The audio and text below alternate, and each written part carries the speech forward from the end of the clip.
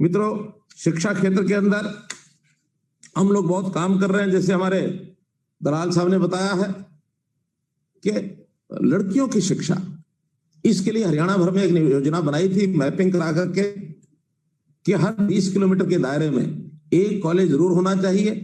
और हम कॉलेज खोलने के बाद आगे इतने बढ़े कि वो दायरा हमारा 20 के बाद 15 किलोमीटर तक भी आ गया है। 15 किलोमीटर के दायरे में अब एक महिलाओं का प्राइवेट कॉलेज अथवा सरकारी कॉलेज अवश्य है।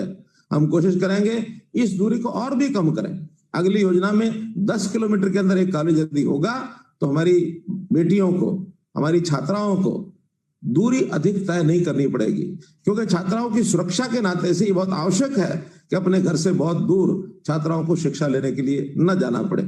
और इसमें भी स्कूली शिक्षा, अब हम +2 के नाते से उस शिक्षा को आगे बढ़ा रहे हैं। नई हमारी जो शिक्षा नीति आई है, उस नई शिक्षा नीति में कुछ स्थानों पर KG to PG ये प्रयोग भी हम करने वाले हैं। एक ही स्थान पर बच्चा KG में दाखिल हो, PG तक वहीं पढ़ता चला जाए, ताकि पढ़ाई की जो निरंतरता वो वहां बनी रहे।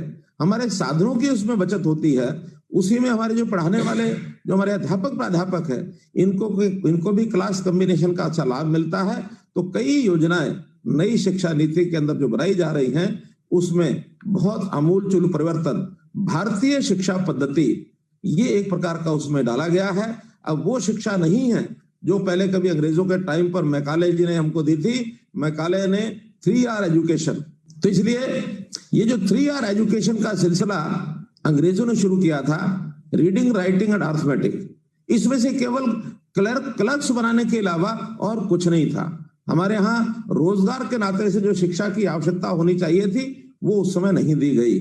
इसके बाद इंडस्ट्रियल एजुकेशन, इंडस्ट्रियल ट्रेनिंग ये भी हमारे यहाँ प्रदेश में, देश में शुरू की गई।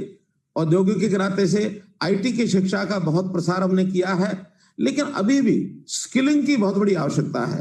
केवल 3R एजुकेशन ना होकर के हम उसमें स्किलिंग का और एक पाठ्यक्रम हर जगह जोड़ेंगे, ताकि शिक्षा जो है रोजपरक बन सके। शिक्षा के साथ साथ कुछ करना अगर सीख जाए, कोई कुशलता एक नौजवान में आती है, तो अपने रोजगार को वो ठीक से कर सकता है। इसी प्रकार संस्कार होना बहुत आवश्यक है। शिक्षा के साथ यदि संस्कार नहीं जुड़े तो ज्ञानवर्धन तो हो जाएगा, लेकिन व्यक्ति अपने व्यवहार के अंदर, अपने संस्कारों के अंदर यदि उसको निपुणता नहीं मिली तो उसका जीवन जो है कहीं भी भटक सकता है।